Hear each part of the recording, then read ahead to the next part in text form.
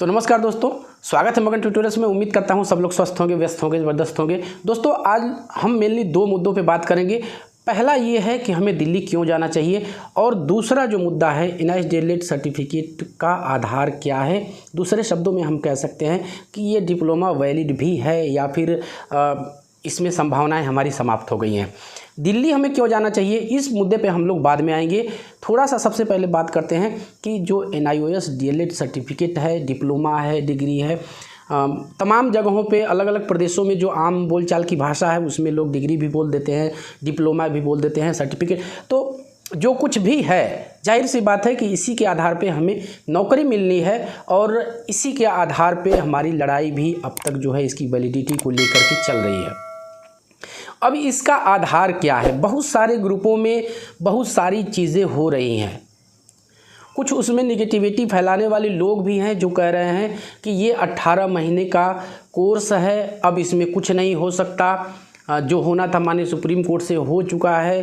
अब किसी लड़ाई का, किसी विरोध का या फिर कोई लीगल एक्शन का ही कोई मतलब नहीं है। मैं आपसे कहता हूं, जो इस तरह के लोग हैं, मैं उनसे एक चीज़ कहना चाहूँगा कि आप बिल्कुल गलत हैं। एक चीज़ मैं आपको बताता हूं, बहुत बड़ी बड़ी ज्ञान की बातें हो रही है ग्रुपों में, सोशल मीडिया पे भी हम कह सकते हैं कि बहुत बड़ी बड़ी एक लंबा चौड़ा वहाँ पे पुलिंदा रखा जा रहा है। मैं बहुत छोटे में आपको बताऊंगा कि NIOS का लीगल आधार क्या है। आप लोग हमें बहुत ज़्यादा लंबा चौड़ा और बहुत एकदम हम कहें कि एक के ऊपर एक गट्ठर जैसा डॉक्यूमेंट नहीं आपको दिखाना है, ना ही उस पर हमें चर्चा करनी है। हमें सिंपली सिर्फ ये समझना है कि यदि NIOS कोई कोर्स है और वो वैलिड नहीं है, यदि वो RTE के मानकों को पूरा नहीं करता है, तो फिर लाखों लोग इसी डिप्लोमा के आधार पर नौकरी कैसे कर रहे हैं? क्या इसमें कोई आपको शंका है कि अभी जो मैं बात बोल रहा हूं कि लाखों लोग नौकरी कर रहे हैं, लाख के करीब तो खुद बिहार में ही कर रहे हैं। तो यदि वो RTE के मानकों को पूरा नहीं कर रहा है, तो फिर कोई भी संस्था, BPSC ही है, BPSC में IAS बैठता है, जो भी भर्ती की संस्थाएं उसमें बड़े बड़े अधिकारी क्वालिफाइड होते हैं, तो ऐसे ही तो उन्होंने नियुक्त नहीं कर लिया। जाहिर सी बात है कि RTE के जो मानक है उसको ये सर्टिफिकेट पूरा करता है, इसी के आधार पर लोग नौकरी कर रहे हैं। तो जब लाखों लोग नौकरी कर सकते हैं, तो फिर आपको उस सर्टिफिकेट के आधार पर नौकरी क्यों नहीं दी जा सकती? आप लोग का मुझसे एक सवाल हो सकता है कि सर ठीक है, ये बातें जो आप कह रहे हैं वो सही है, लेकिन फिर ये स्थिति आई ही क्यों है? बिल्कुल जायज़ है आपका ये सवाल कि ये स्थिति आई ही क्यों। हम देखिए, बार बार हम सरकार को भी लपेट लेते हैं, बार बार हम सरकार को खरी खोटी सुनाते हैं। हमारा सौभाग्य, हमारे देश में डेमोक्रेसी है, हमें बोलने का अधिकार दिया गया, हम बोल भी लेते हैं। आप ये ना सोचिएगा कि मैं सरकार का कहीं से बचाव कर रहा हूँ। सरकार हर जो संवैधानिक संस्था है, जैसे NCTE हो गया, और पुनर्वास परिषद भी इसमें हम कह सकते हैं, ले सकते हैं उसको, तो वहाँ हर टेबल पे सरकार के मंत्री और खुद सरकार नहीं बैठी हुई है। मैं ये कहना चाहता हूँ कि NCTE की ही कुछ हम कहें कि लापरवाहियों के कारण ही ये स्थिति आई है। अब NCTE ने इस तरह की लापरवाहियां जानबूझ के की या उनसे अनजाने में हो गई, हम इस पे बहस नहीं करना चाहेंगे। लेकिन हमेशा ही हम सरकार, अब जैसे अभी नीट में पेपर घोटाला हो गया, लीक वाला मामला हो गया कि पेपर आउट करा दिया गया, तो क्या सरकार ने करवाया? कुछ हमें भी तो आत्ममंथन करने की ज़रूरत है कि हम तो अपनी कम से कम लालच से बाहर आए। हम तो सोचते हैं कहीं जुगाड़ लग जाए तो हम भी लहा लेते, और इसी का फ़ायदा जो माफिया उठाते हैं, आपसे लाखों वसूलते हैं, और फिर नतीजा वो है। गलत काम का गलत नतीजा तो होना ही है। मैं ये सिर्फ ये कहना चाहता हूँ इस नीट का उदाहरण दे करके कि हमें भी आत्ममंथन, देखिए एक देश ईमानदार उसके नागरिकों से बनता है।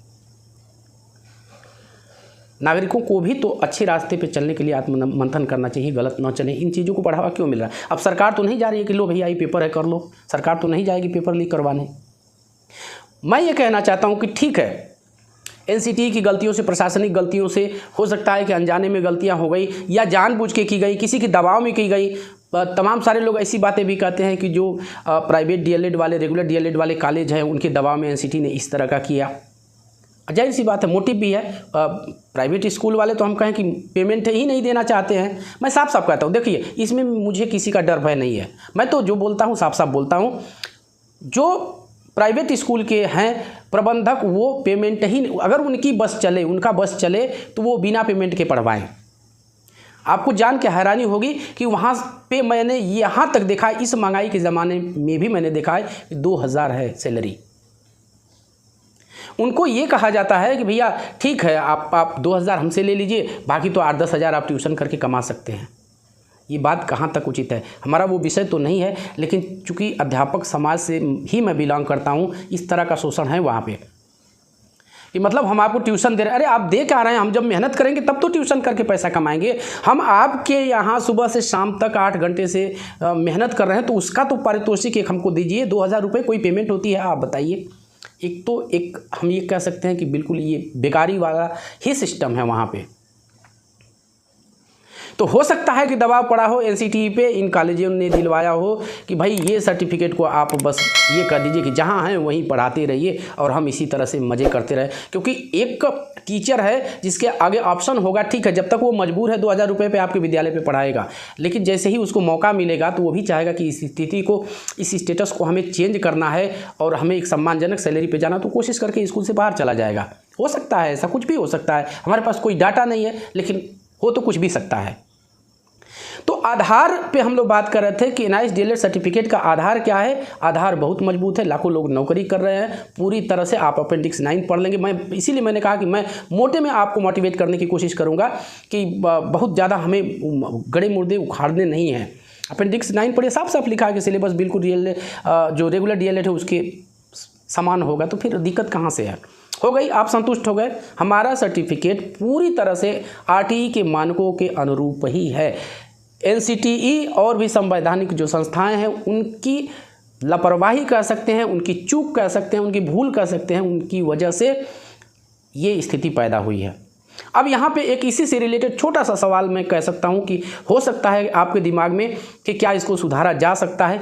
बिल्कुल इसमें सुधार किया जा सकता है।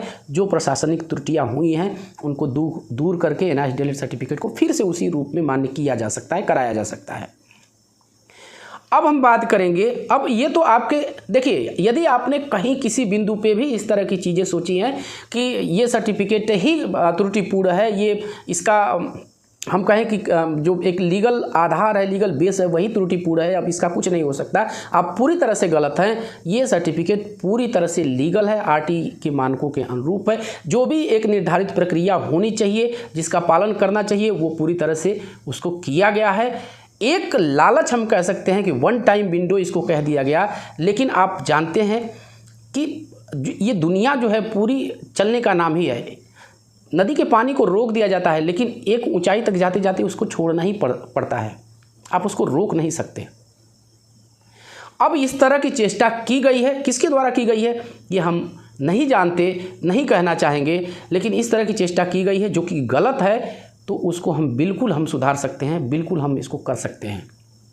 तो यहाँ तक आपको कोई कन्फ्यूज़न नहीं होनी चाहिए कि ये सर्टिफिकेट जो है वो इसका कोई आधार नहीं है। ये पूरी तरह से हम कहें कि RTE के मानकों के अनुरूप ही कराया गया ये कोर्स, और ये DLED है ODL मोड से।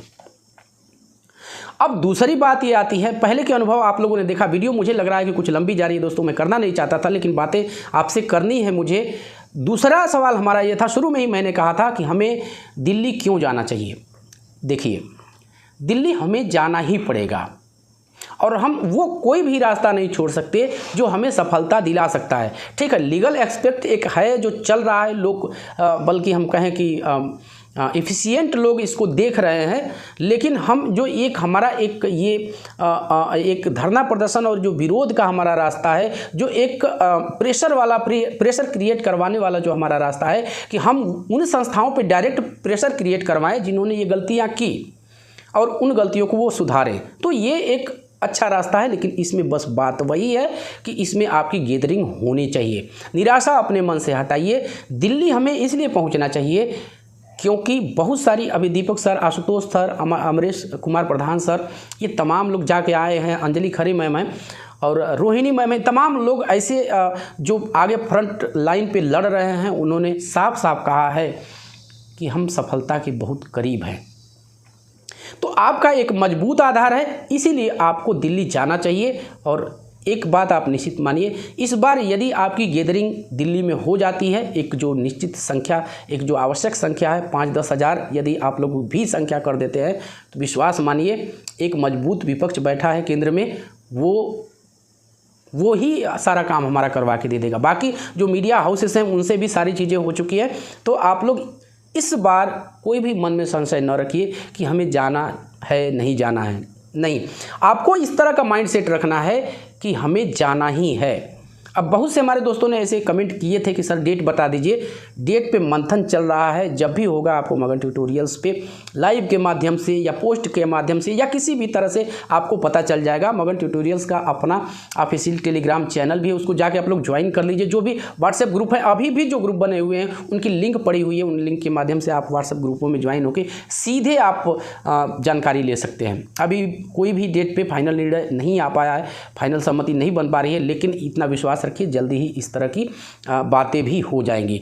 तो वीडियो लंबी हो रही है दोस्तों, मैं नहीं चाहता, इसलिए कोई भी मन में निराशा हो आप उसको बाहर निकालिए। और दूसरी चीज़ कि इस बार आप लोग दिल्ली जाने के लिए अपना माइंड सेट बिल्कुल तैयार रखिए कि हमें जाना ही है। इतना काम आप कर दीजिए, आप विश्वास कीजिए, मैं आपको विश्वास दिलाता हूँ, आपका सर्टिफिकेट हमारा सर्टिफिकेट, हमारा, मैं तो इसको सर्टिफिकेट कहता ही नहीं, मैं कहता हूँ कि हमारा ये मान सम्मान है, वो हम आसानी से और निश्चित वापस लेके आने में ज़रूर सफल होंगे।